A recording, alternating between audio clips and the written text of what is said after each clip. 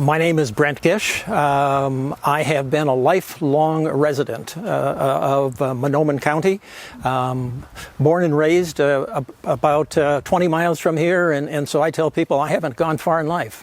Outside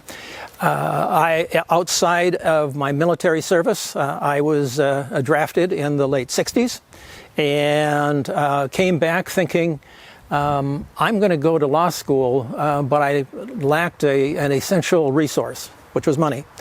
But I did have a teaching license. And during that time, I was offered a position about 3/4 of a mile from here at the Naytahwaush Elementary School here, and I saw it as a one-year contract. At that point, we would go to law school. However, in the springtime, two young gentlemen, one by the name of John and the other Brian, asked me, "Mr. Gish, who will our teacher be next year?" And it caused me to think and reflect on the year and the satisfaction that I had, and I responded, "I hope that I will." And that led to the career, which is still ongoing at this particular point. Not as a professional educator, which I spent over 40 years doing here, but I continue to advocate for school districts. A little bit about teaching at the Naytahwaush School, and I consider it perhaps one of the first full-service community-based schools.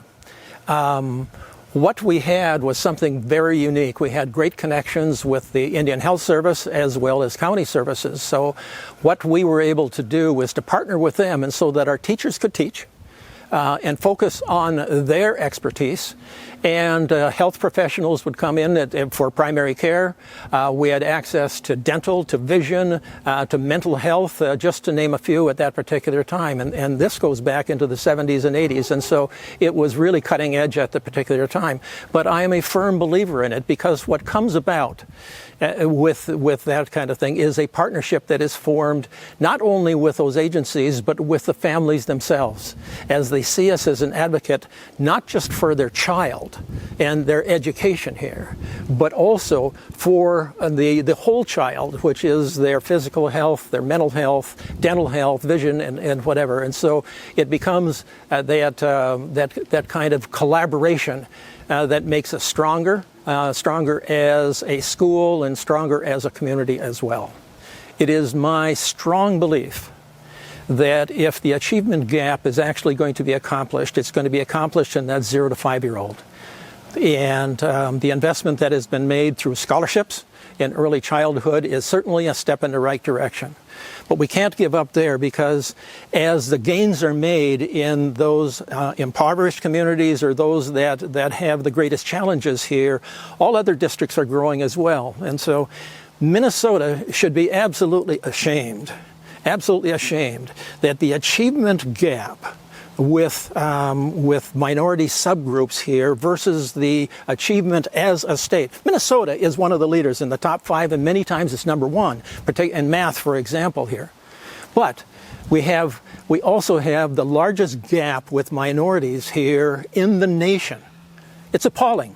It absolutely should be something that we do not stand for and basically set our compass to accomplish.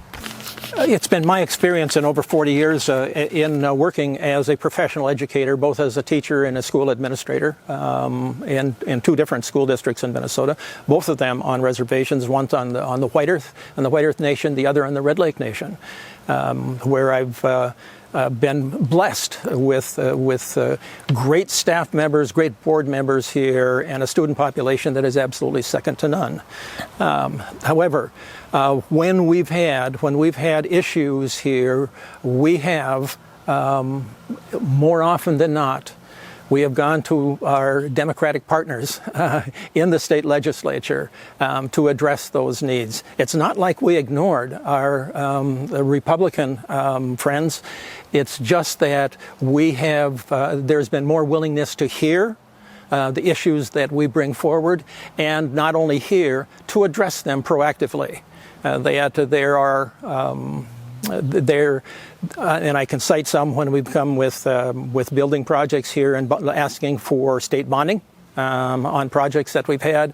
It was a Democratic lead joined by Republicans. I'm not saying that they weren't at the table, but more often than not, the initiative had come from the Democratic side here to not only solve the issues that we had, but also in today, but also look futuristically, that we're looking down the road and how do we turn this all around? How do we become that high-performing school? And it's been many times the support of the Democrats that have helped us move in that direction.